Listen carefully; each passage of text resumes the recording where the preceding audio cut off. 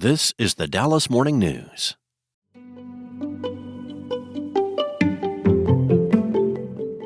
Welcome to the DMN Morning Debrief, everything you need to know about what's going on across North Texas.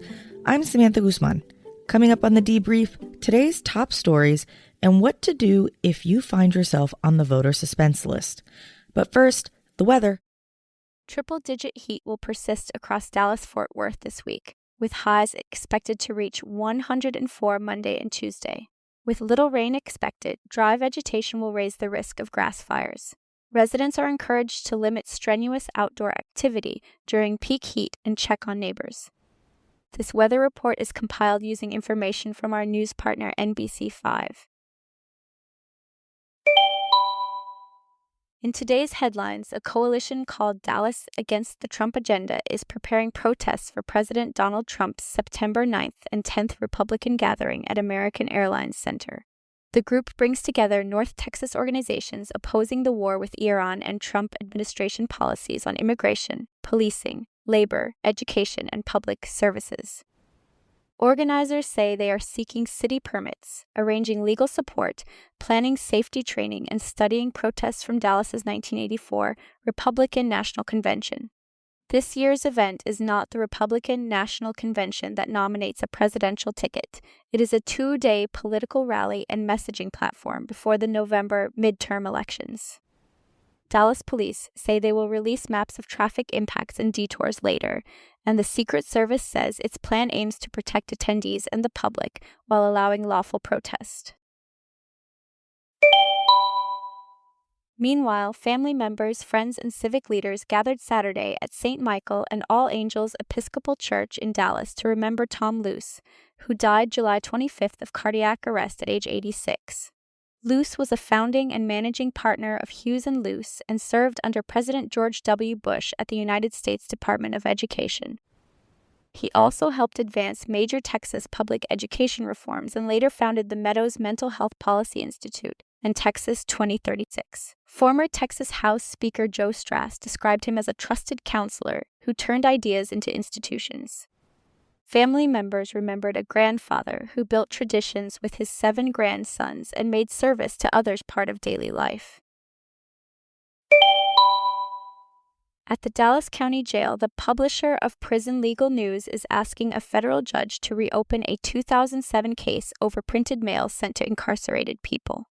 The Human Rights Defense Center alleges jail officials imposed a near-total ban on physical books and magazines, despite a 2007 settlement that said prison legal news materials were permitted mail. The dispute affects what people in the jail can read and how publishers can communicate with them.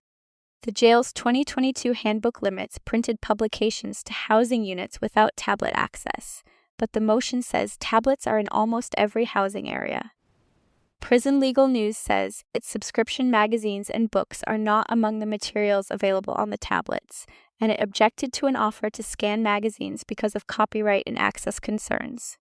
The filing also says Dallas County rejected at least 149 mailings between September 2025 and July 2026 without the notices required by the settlement. The center wants the judge to find Dallas County violated the settlement or allow evidence gathering on whether the county has legitimate operational reasons it cannot comply. Sheriff Marion Brown did not respond to the Dallas Morning News, and the county had not filed an answer. Hi, it's Samantha again, and it's time for today's Debrief Extra. Election Day is just 3 months away. Do you know if you're on the suspense list? DMN staffer Joe Snell explains how to check your status. More than 1.2 million Texas voters are on the state's suspense list. That's about 1 out of every 16 registered voters in the state. And it's less than 3 months away from an important midterm election. What is this suspense list? And if you're on it, can you still vote?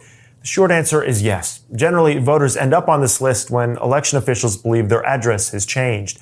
It typically happens when official mail, like a voter registration card or a jury summons, is returned to the state as undeliverable. And it has an impact beyond just this upcoming election, because under Texas law, if a voter remains on the suspense list through 2 elections for state or county offices, their voter registration could be canceled. So what should you do? The biggest piece of advice is this. Check your voter registration now. You can do it at texas.gov. Okay, but what if you're standing at your polling location on election day ready to vote, only then to find out you're on the suspense list? Well, you may still be able to cast a ballot. There are just a few extra steps. If you're voting in the same county that you're registered in, you need to fill out a statement of residence. It confirms or updates your address. But if you're voting in a new county, the rules change. On election day, you may instead have to fill out a provisional ballot. So the bottom line is this. The suspense list doesn't necessarily mean you can't vote, but don't wait until you're at your polling location to find out you're on the list. Check your voter registration status. You can do it now. It takes just a few minutes. So that way on election day, there are no surprises. This story was produced by Joe Snell. Thanks for listening. Find more reporting and today's stories at dallasnews.com. This digest was partially generated by AI and then reviewed and edited by our newsroom staff. We welcome your thoughts, questions, and feedback at audience@dallasnews.com.